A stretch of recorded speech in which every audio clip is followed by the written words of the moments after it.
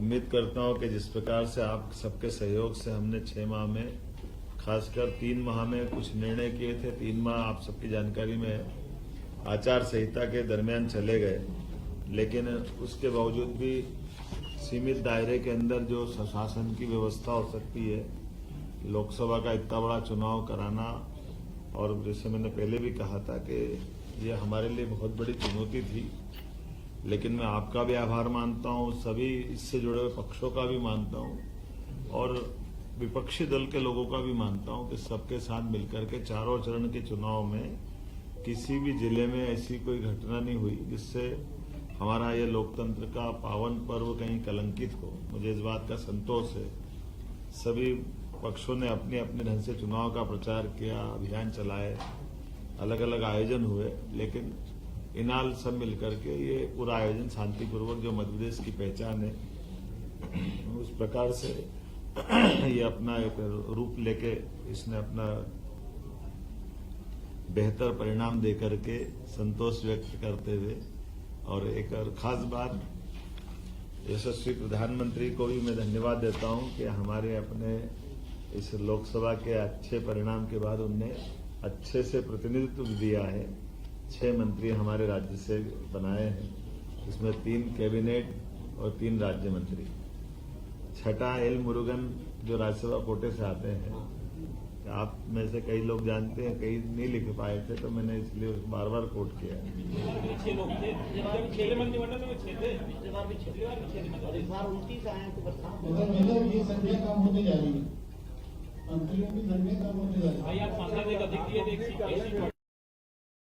फिर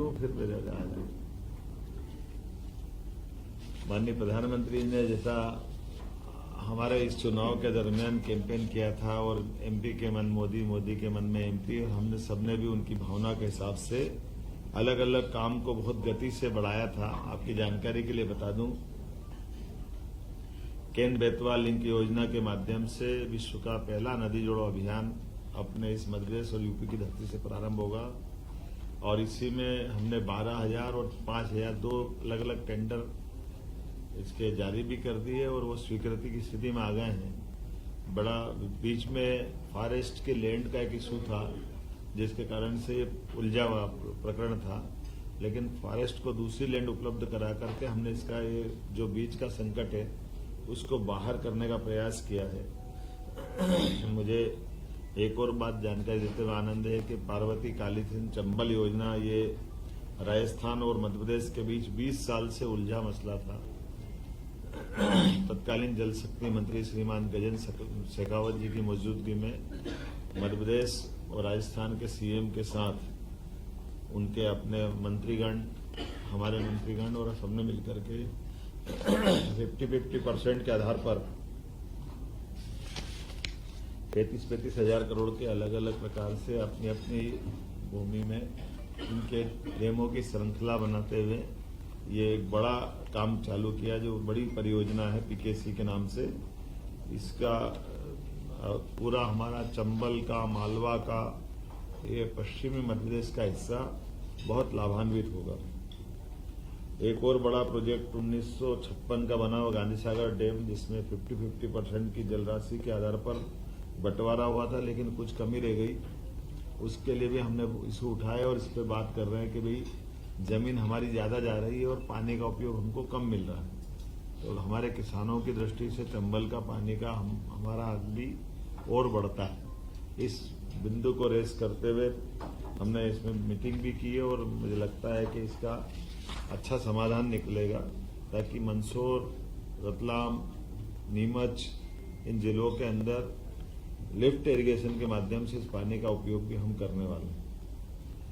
जैसे मैंने पहले बताया था, दोबारा बताऊंगा कि आस्था तहसील सीहोर जिले में लगभग 60,000 करोड़ का नया निवेश, औद्योगिक निवेश गेल इंडिया प्राइवेट लिमिटेड के माध्यम से बड़ा प्रोजेक्ट हमारा आया है, जिसके कारण से इथेन क्रैकर परियोजना के माध्यम से लगभग निर्माण अवधि में 15,000 और बाद की अवधि में लगभग 5,600 लोगों को रोजगार लंबे समय तक मिलेगा, और इसके सहायक बहुत सारी उद्योग बाद में और लगने वाले हैं।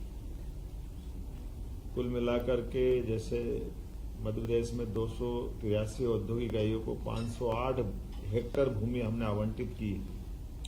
उज्जैन में मार्च माह में रीजनल इंडस्ट्री कॉन्क्लेव में ऐतिहासिक आयोजन किया, जिसमें 12,000 करोड़ से अधिक के ठोस प्रस्ताव हमारे बीच में आए और प्रदेश में 20,000 से ज्यादा लोगों को रोजगार मिलेगा। 1 लाख करोड़ से अधिक के निवेश प्रस्ताव भी इसी दरमियान हमको मिले थे। कॉन्क्लेव में अन्य देशों के निवेशक भी आए, लगभग 4,000 प्रतिनिधि आए और ये सिलसिला हम लगातार जारी रखने वाले हैं।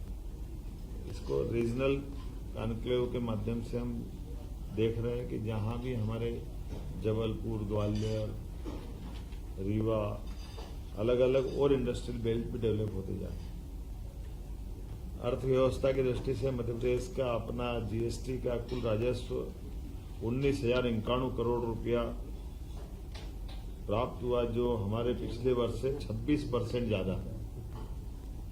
पिछले वर्ष जो जीएसटी कलेक्शन हुआ था उसमें 26% हमने ज्यादा कलेक्शन किया है। और जैसा कि आप जानते हो कि बड़ी धनराशि मिलती तो बड़े पैमाने पर उसके भविष्य में लाभ उठाए जाते हैं। कृषि के संबंध में 2024-25 में 6 लाख से अधिक किसानों का 48 लाख मीट्रिक टन से अधिक की गेहूं खरीदी हमने कर ली, लेकिन इस बार चूंकि रेट ही बहुत अच्छे हैं तो ये खरीदी वाला पार्ट हमारा, हम भी ये चाहते हैं कि अगर किसानों को अच्छे रेट मिल रहे हैं तो वो अपना स्वयं का भी माल बेच ले। अगर कोई भी कारण से उनको कठिनाई आती तो सरकार ने इसको लगातार बढ़ाते बढ़ाते जून के महीने तक हम खरीदी कर रहे हैं। आमतौर पे मार्च में भी हमने 10 मार्च के आसपास खरीदी प्रारंभ कर दी थी। इतनी लंबी खरीदी कभी नहीं चली और एक तरह से वो रेट को नीचे न गिरने देने का हमारा जो संकल्प है कि हम इस रेट से नीचे किसी हालत में भाव नहीं जाने देंगे। और लगभग 2400 रुपये क्विंटल गेहूं हमने खरीदा, उसमें 125 रुपये का बोनस हमारी सरकार के द्वारा दिया गया। जैसा हमने कहा था कि कोई योजना बंद नहीं होगी और सभी योजनाओं को समान रूप से सरकार चालू रखेगी। लाडली बहना योजना के बारे में भी हमने वही जो दिया गया वचन निभाया है। लगातार हमारी 1,29,00,000 बहनों के खाते में अभी तक 9,455 करोड़ रुपए की राशि का अंतरण हमारे द्वारा कर दिया गया। इसी प्रकार से लाडली लक्ष्मी योजना में 6 माह में 73,880 लाडली बहनाओं के खाते में बालिकाओं के 34 करोड़ की राशि अंतरित की गई।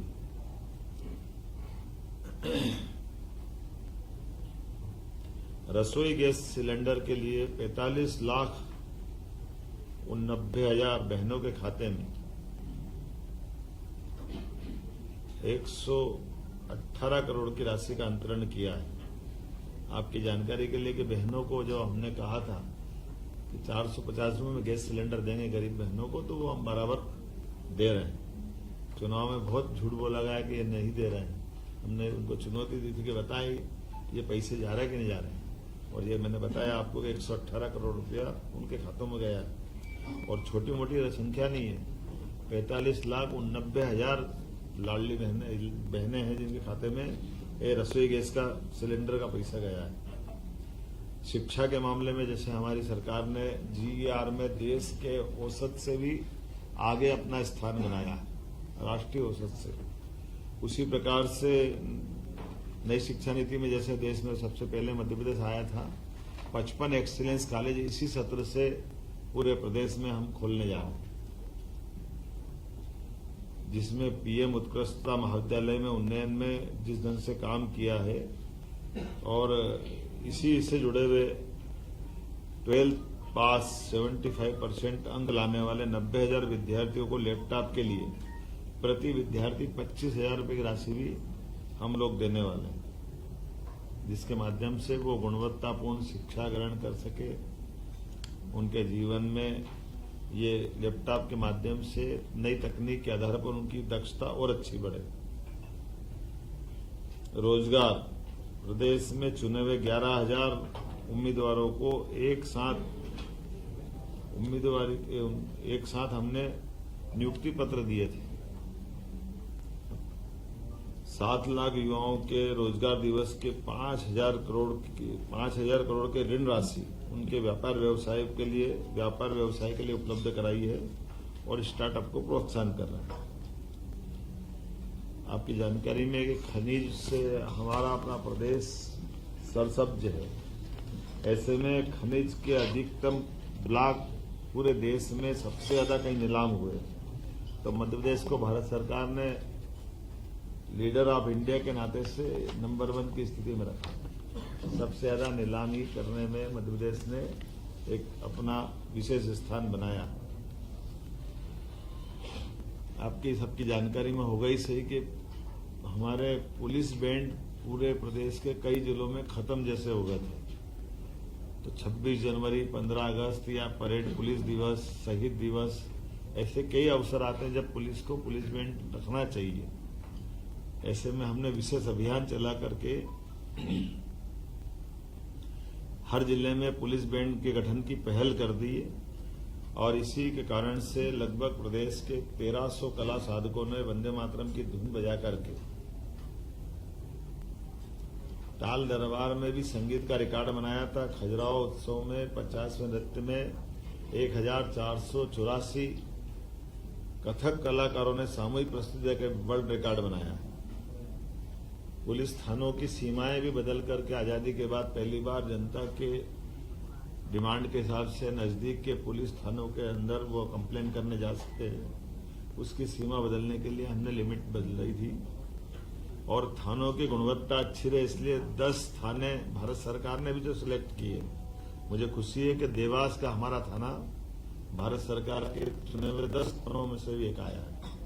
तो पुलिस की दक्षता और गुणवत्ता भारत सरकार के पैमाने पे भी अच्छे निकले, इस पे भी हम काम कर रहे हैं। इसी प्रकार से क्राफ्ट हैंडलूम टूरिज्म विलेज का लोकार्पण चंदेरी में, अशोकनगर में, ग्राम प्राणपुर में हुआ और परी बाजार भोपाल में गोलघर को आकर्षक रूप दे करके प्राचीन कलाओं को प्रोत्साहन देने का प्रयास भी टूरिज्म बोर्ड के माध्यम से बेस्ट टूरिज्म के रूप में किया। आज ही मैंने अपने मंत्रिमंडल के साथियों के साथ बहुत सारे मसलों पे अलग अलग प्रकार की पिछली सरकार के समय से लेकर आज सरकार के बीच में और अलग अलग प्रकार के जो हमने प्रयोग किए उसको नीचे उतारने की बात कही है। जैसे हमारा जल गंगा संरक्षण अभियान चल रहा है, 3672 करोड़ के काम इस दरमियान हो रहे हैं। कल मैं बीते दिन गोलघर गड़ात में एक जल मंदिर में गया था। पुरानी बावड़ी बहुत सुंदर हो गई। ये हमारे मंत्री राकेश जी के क्षेत्र में था। एक संग्राम सागर तालाब बहुत अच्छा हुआ है। ऐसे अलग अलग पूरे प्रदेश में माहौल बना हुआ है और ये अभियान हम गंगा दशहरे तक चलाने वाले हैं, जिसके माध्यम से जल संरचनाएं, पुराने कुएं, बावड़ी, तालाब, नदी, पोखर, जल की सारी संरचनाओं का पुनर्जीवन का काम करने का प्रयास कर रहे हैं। कुल मिलाकर के काम तो बहुत सारे हैं, लेकिन अभी कुछ और उल्लेखनीय कामों के बारे में हमने भी बताया है कि इस सरकार के माध्यम से जितने काम अपन कर सकते हैं वो लॉ एंड ऑर्डर की दृष्टि से भी आपने देखा होगा कि सरकार ने अपने कुछ निर्णय किए हैं। कोई घटना हुई तो तत्परता से तुरंत गति से कार्रवाई करके सरकार ने अपनी जीवंतता का भी प्रमाण दिया है। सुप्रीम कोर्ट की गाइडलाइन के आधार पर लाउड स्पीकर के ऊपर भी कार्रवाई की गई है। खुले में मांस मछली बेचने का भी प्रतिबंध का जो ऑर्डर हमने दिया है उसके भी अच्छे रिजल्ट आए हैं। सभी वर्ग ने इसका स्वागत किया है। जहां कहीं अतिक्रमण की शिकायत आई है, अतिक्रमण पर भी कार्रवाई करते हुए कई प्रयास किए हैं। एक उज्जैन में अच्छा प्रयोग हुआ है कि धार्मिक स्थल पर हिंदू, मुस्लिम, जैन सभी इस कम्युनिटी ने अपने अपने देवस्थल को अपने हाथों से हटाया और उसको पीछे किया। ये आदर्श उदाहरण है। इसमें अतिक्रमण नहीं बोला, रोड चौड़ी का मतलब जब उनने बनाया था तो वो छोटा था, आज रोड चौड़ीकरण करना है। तो चौड़ीकरण में पहले लोगों ने मकान हटाए थे पीछे अपने, लेकिन ये धार्मिक स्थल छूट गए थे। तो धार्मिक स्थल के कारण से वो जो एक चौड़ाई मिलना चाहिए वो चौड़ाई नहीं मिल रही। तो सबने मिलकर के मस्जिद 2 हटी है, एक मीनार वो मजार हटी है, 10-12 जैन और हिंदू मंदिर हटे हैं, सबने मिलकर के वो चौड़ीकरण का अपने परस्पर सद्भाव पूर्वक बगैर कोई कठोर कार्रवाई के स्वेच्छा से अपने अपने जगह दी। सवाल ले लें, सवाल ले लें। 6 महीने का सर, 6 महीने में आपने बहुत सारे काम करे हैं। कॉलेज के स्तर पे भी कोशिश की है कि पहले शहरी क्षेत्र में भी सभी महाविद्यालय से अपेक्षा की गई कि वो अपनी बसें चलाएं, ताकि बच्चों को आने जाने के लिए अपने अपने महाविद्यालय में वो अपनी पढ़ाई ठीक से कर पाए। गांव गोद लेने की स्कीम भी कॉलेजों को लगभग 2000 गांव कॉलेज गोद लेंगे। ये उच्च शिक्षा के माध्यम से उन्होंने प्रयास किया। 2000 कॉलेज है, एक कॉलेज एक गांव गोद लेगा मोटे तौर पर। कोशिश कर रहे हैं कि अपने मंत्रिमंडल के साथियों से भी एक एक स्कूल गोद ले, ताकि वो स्कूल पे अपना ध्यान केंद्रित करे। अधिकारियों से भी इसी प्रकार से कहा है कि वो भी अपने लिए इसी प्रकार से पर्यावरण से जुड़े हुए और प्रदेश के अंदर कुछ यूनिक काम भी किए, जैसे IIT का डीप टेक रिसर्च सेंटर हमने अपने प्रदेश में बनवाया, जिसका भूमि पूजन हमने किया है। कि IIT इंदौर का सेंटर उज्जैन तक आएगा, उज्जैन के इंजीनियरिंग कॉलेज से जोड़ करके, तो ये एक तरह से पूरे देश का आधुनिक मॉडल रहेगा। मध्य प्रदेश में साइंस सिटी की स्थापना भी हम करने जा रहे हैं। इसी प्रकार से खगोलीय ज्ञान की दृष्टि से, जिसको वेधशाला बोलते हैं और अंग्रेजी में ऑब्जर्वेटरी, साइंस की ऑब्जर्वेटरी के माध्यम से भी पुराने ज्ञान का एक नया केंद्र यहाँ बने। ऐसे एक वैदिक घड़ी की भी हमने माननीय प्रधानमंत्री जी से शुरुआत कराई। ऐसे बताने के लिए तो बहुत सारी बातें हैं। कुछ स्थायी काम भी हमने किए जो अपने आप में मध्य प्रदेश की नई पहचान बनाएंगे। जैसे आप सबको जानकारी है, बाबा महाकाल के महालोक में प्रतिमाओं को लेकर के प्रश्न उठा था, FRB की प्रतिमाओं को लेकर। तो हमारे प्रदेश के अंदर हमने प्रयोग किया है कि ठोस पत्थर की प्रतिमा वहां बना के लगा देंगे। और इसमें एक बड़ा निर्णय ये कर रहे हैं कि वो प्रतिमा कहीं से ऑर्डर पे नहीं बनवाएंगे, कलाकारों के कला शिविर के माध्यम से पत्थर देकर के वो प्रतिमाओं का एक तरह से उपक्रम चालू कर रहे हैं कि भविष्य में भी मध्य प्रदेश में प्रतिमा बनाने का स्थान बने, ताकि जयपुर या बाकी जो शहर प्रसिद्ध है, ऐसी प्रसिद्धि अपने प्रदेश में भी मिले। तो अपने प्रदेश में वो प्रतिमा वहां लगाते हुए बाकी भी जहां जहां लगाना रहेगी, तो एक तरह से वो उनकी कीमत खरीदने के बजाय कलाकारों के सहयोग से वो प्रतिमा बने और एक कला का एक नया उनका अपना एक कारोबार प्रारंभ हो जाए। पर्यावरण आपकी चिंता का विषय है, आप लगातार पौधरोपण भी कर रहे हैं। अरे अभी योजना आगे पड़ी नहीं थी, जल्दी कर दी। मैंने पेपर में पढ़ा। अरे जरा एक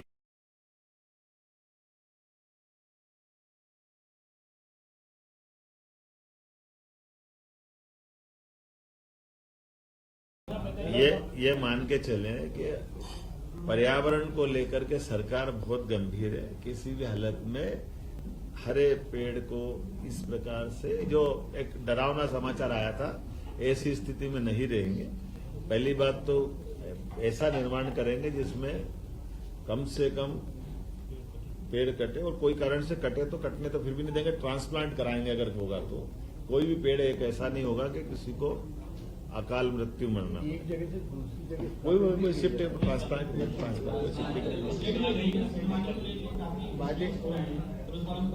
इधर से किधर से आ रहे हैं आवाज?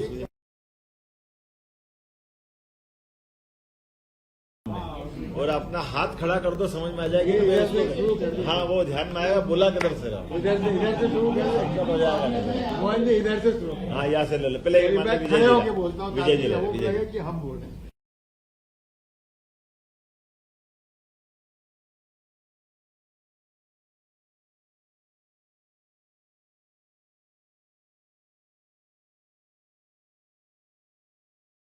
एक ऐसा संकेत है, उसको आप किस दृष्टिकोण से लेते हैं? और दूसरा, पहली कैबिनेट में उन्होंने सब मंत्रियों से ये कहा है कि इस सरकार का पहला लक्ष्य है भ्रष्टाचार से मुक्ति। मध्य प्रदेश में 4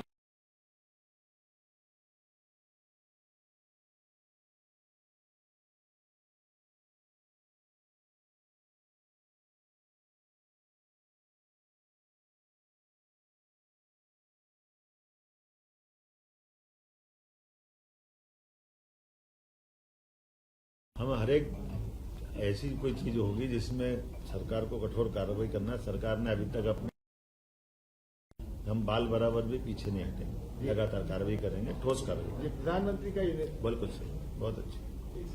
मुख्यमंत्री जी 6 महीने का कार्यकाल आपका हो गया है, तो अभी एक किधर से आ रहा है, आवाज किधर से आ रही है? मेरा सवाल ये है मुख्यमंत्री जी, क्या? मेरा सवाल सुनिए। 6 महीने हो गए,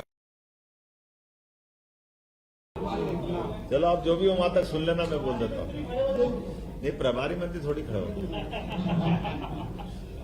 वितरित कर दिए जाएंगे प्रधानमंत्रियों को। ये 15 अगस्त में वो कोशिश करेंगे कि अपने अपने प्रभार के जिले में झंडा फहराएं। सर लीगल फंड मानी को लेकर काफी इंसिडेंट हो रहा है मध्य प्रदेश में, पुलिस वालों के ऊपर अटैक हो रहा है। चलो कोई बात नहीं, मैं तो यहीं से बोल देता हूँ, यहीं से बोल देता हूँ। देखिए, जैसे आपकी जानकारी में है कि हमारे अधिकारी मैदान में है, अमले में है, और हमने कहा भी है कि जहां भी अवैध उत्खनन हो रहा वहां कठोर कार्रवाई करना है, करना भी चाहिए, और उसका असर भी दिख रहा है। रेत माफिया भागते हुए दिख रहे हैं, कोई ट्राली छोड़ रहा है, कोई हमारे अमले पे हमला कर रहा है, लेकिन हम डरने वाले नहीं हैं। हम सबसे अभी ये तो खत्म हो जाने दो बहन जी, तो इसीलिए ऐसे किसी भी सरकारी अमले पे कोई कार्रवाई पे कोई बाधा डालेगा तो उससे निपटने में सरकार सक्षम है, उसको छोड़ने वाले नहीं। सर आरएसएस के मोहन भागवत जी ने, अरे वो मैडम पहले बोल रही।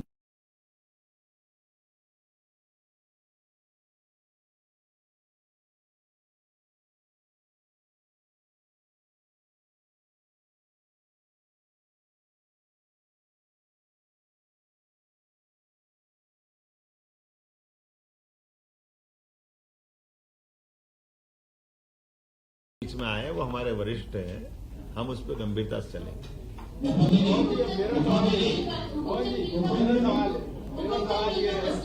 और जी मेरा सवाल ये है कि 6 महीने हो गए हैं। एक मिनट, राजन कहाँ से बोल रहे हैं? एक मिनट जरा, हुकुमचंद मिल का मसला जो असंभव लग रहा था वो आपने संभव कर दिखाया, क्योंकि दशकों पुरानी समस्या थी और एक कठोर निर्णय लेना था जो लिया है। बांधों की पहचान वहाँ की मिले नहीं है, प्रदेश के भी, तो क्या आने वाले समय में इसी तरह का एक साहसिक निर्णय दूसरी मिलों के लिए होगा? बिल्कुल आपने सही कहा है। हमने कहा कि किसी भी स्थान पर कोई सरकार की गारंटी के साथ आमतौर पर इंडस्ट्रियल एरिया डेवलप होता है, कोई मिल बनता, फैक्ट्री बनती, कारखाना बनता है, काल के प्रभाव में वो बंद हो जाता है और बड़े पैमाने पे वहाँ लोग बेरोजगार होते हैं और उनकी कोई लेनदारी देनदारी में कोई गलतियां हो जाती हैं। तो ऐसे में सरकार को अपनी संवेदनशीलता दिखाना चाहिए। हमने निर्णय किया उसी हुकुमचंद मिल में कि लगभग 30 साल पुराना मसला था, 6000 से ज्यादा लोग परेशान थे, 1-1.5 तो उम्मीद में मर गए पैसा लेने की। 30 साल कौन जिंदा रहता है, लेकिन सबको पैसा दिलवाया। और इस बाकी चीज में आपने जो दूसरी बात कही है, जेसी मिल ग्वालियर, सज्जन मिल रतलाम, इंदौर टेक्सटाइल, श्री सिंथेटिक उज्जैन, ऐसे जो भी केंद्र पे ऐसे ध्यान में आ रहा है विषय, उन सब का निराकरण हम करने वाले हैं। और अब उस बदले में हमारी जो हाउसिंग बोर्ड है, इंडस्ट्रियल डेवलपमेंट कॉर्पोरेशन है, वो लैंड अपने पास लेकर उसका उपयोग करेगी, लेकिन मजदूरों का निराकरण अब वो करेगी। कैसे निराकरण सब जमीनें बिक चुकी हैं, सब नहीं बिकी, नहीं मालूम, कोर्ट में लटकी पड़ी, ये भी तो करा रहे हैं। ना कुछ ऐसा हुआ है मेरा नहीं उज्जैन में तो आपका ऐसा है ही। मेरा ऐसा कहना है कि जहां हमने जिस आपको जगह उज्जैन नहीं है? नहीं मैं बता रहा हूँ ना आपको, श्री मिल जैसे वाला का वो यही है, नहीं हमने बताया ना आपको।